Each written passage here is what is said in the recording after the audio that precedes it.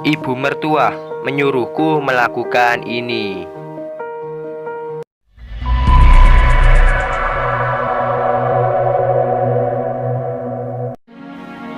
Terkadang ibu mertua itu bisa menjadi musuh yang paling ditakuti oleh sang menantu. Tetapi terkadang ibu mertua juga bisa menjadi ibu yang kedua bagi sang menantu. Ada seorang wanita berusia 25 tahun yang menikah dengan seorang pria berusia 27 tahun.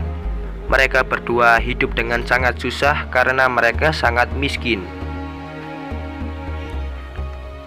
Bagi mereka untuk melahirkan seorang anak laki-laki bukanlah hal yang gampang. Karena perawatan yang kurang baik, kedua ibu dan anak ini berada dalam kondisi yang membahayakan ketika sang ibu akan melahirkan.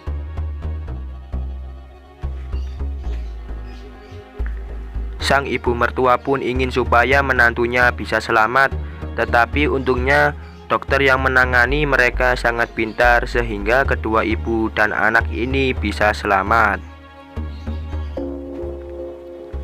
Ketika sang anak ini sudah berusia 10 tahun, sang ibu hamil lagi, dan kondisi yang dialaminya masih sama seperti ketika dia mengandung anak pertamanya. Karena penyakit yang dialaminya masih belum sembuh total, dan efek yang dialaminya setelah melahirkan sang anak pertama masih tetap ada, ibu ini pun harus menerima kenyataan bahwa dia akan sulit melahirkan anak keduanya. Sang mertua dan suami pun berusaha membujuk sang istri untuk mengaborsi anak keduanya, tetapi sang istri tidak mengindahkannya. Dia memutuskan untuk melahirkan anak keduanya, walaupun sang dokter telah mengatakan bahwa dia terkena kanker serviks dan tidak bisa hidup lebih dari 40 tahun. Semenjak tahun lalu, sang ibu mertua menyuruh menantunya untuk menabur beras di jalanan. Dan ketika ditanya untuk apa, sang ibu mertua tidak mengatakan apa-apa selain bahwa itu baik untuk kesehatannya. Sang menantu ini pun tetap melakukannya selama setengah tahun, sampai pada suatu malam ketika si menantu sedang menaburkan beras di jalanan. Sesuai dengan perintah sang mertua, dia bertemu dengan tetangganya.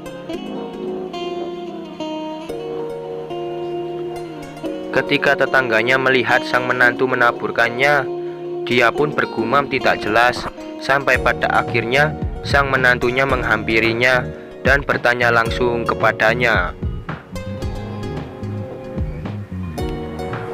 Tetangganya ini pun langsung berkata, "Ibu mertuamu itu orang yang sangat baik. Beras ini pasti langsung dia berikan kepadamu kan?" Sang menantu pun menganggukkan kepalanya. "Kamu tahu gak, kalau menurut cerita nenek moyang, menabur beras di jalanan ini merupakan salah satu cara untuk meminjamkan nyawa. Kalau ada orang dengan senang hati memberikan beras hasil rendamannya sendiri kepadamu untuk kamu taburkan di jalanan, itu artinya orang yang memberikan beras itu sedang meminjamkan nyawanya untukmu."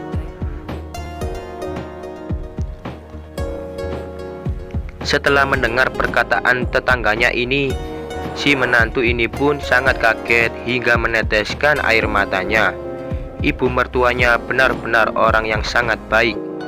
Sejak ibu mertuanya tahu bahwa menantunya menderita penyakit kanker, setiap pekerjaan rumah dikerjakan oleh si ibu mertua setiap hari, sehingga sang menantu pun bisa beristirahat dengan baik di rumah. Dan sekarang sang ibu mertua menggunakan cara ini supaya sang menantu bisa tetap bertahan hidup. Walaupun cara ini terlihat seperti cara yang tidak masuk akal, tetapi bagi para petani seperti ibu mertuanya ini adalah cara terbaik yang bisa dilakukannya untuk menyelamatkan nyawa menantunya. Sekian.